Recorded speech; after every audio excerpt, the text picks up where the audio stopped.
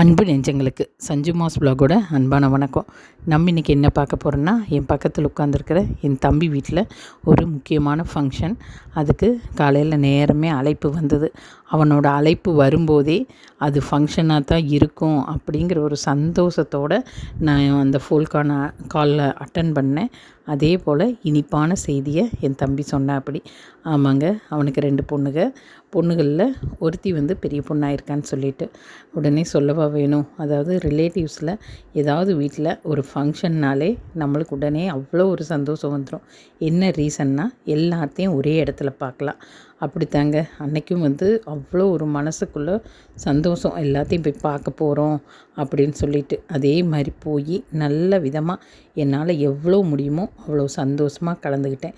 அதில் ஒரே ஒரு குறை என்னென்னா, எல்லாத்துக்கூடையும் நானும் போய் எடுத்து கட்டிட்டு வேலை செய்யணுன்னா என்னால் முடியல. ஏன்னா உங்களுக்கே தெரியும், ஐ இன்ஃபெக்ஷன் ஆகிருக்கு. அதனால் ஸ்பெக்ஸ் போட்டு கூலர்ஸ் போட்டு போனால் எல்லோரும் ஒரே கிண்டல் தான். என்ன பெரிய ஸ்டாரா நீயே அப்படின்னு. நான் அவங்கக்கிட்டையெல்லாம் விடுவேனா, சொன்னாலும் சொல்லாட்டியும் நான் ஸ்டார் தான்ப்பா அப்படின்னு கிண்டல் பண்ணிட்டும் பேசிக்கிட்டும் அவ்வளோ அழகாக அந்த ஒரு ஃபங்க்ஷன். எப்படின்னா மனசுக்கு அவ்வளோ ஒரு நிறைவுங்க.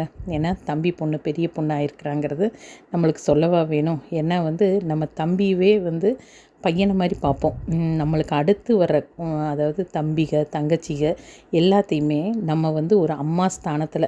ஏன்னா சின்ன வயசில் அந்த போட்டிகள் பொறாமைகள் இருந்தாலுமே ஒரு வயசு வரும்போது மெச்சூரிட்டி ஆகும்போது பார்த்திங்கன்னா நம்மளுக்கு அப்படி தான் தோணும்.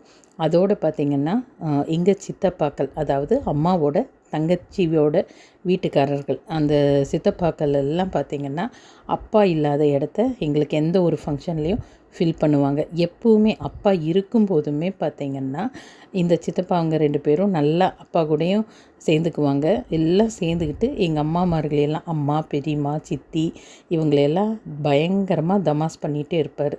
இந்த சித்தப்பா அவங்கள பார்க்கும்போது எனக்கு அப்பா ஞாபகம் வந்தாலும் அதை கொஞ்சம் இவங்களோட கூட சேர்ந்துக்கிட்டு பேசி இதெல்லாம் பண்ணும்போது எனக்கு அது ஒரு நிறைவு கிடைக்கும். அதோடு முன்னா இது தாய்மாமா ஒய்ஃபு என் பக்கத்தில் உட்கார வச்சுருந்தது தங்கச்சி பையன்.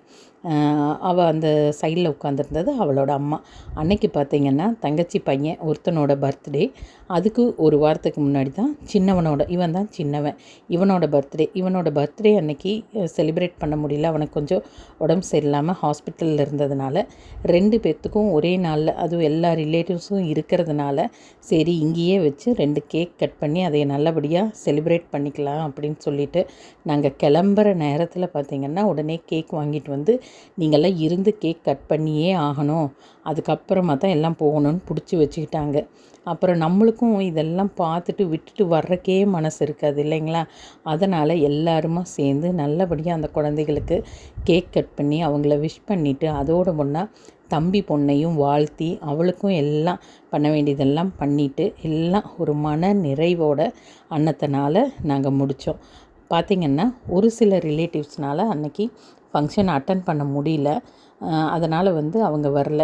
மற்றபடியாக வந்திருந்த எல்லாரும் அவ்வளோ ஒரு பார்த்திங்கன்னாலே தெரியும், அவ்வளோ ஒரு முகத்தில் சந்தோஷம்.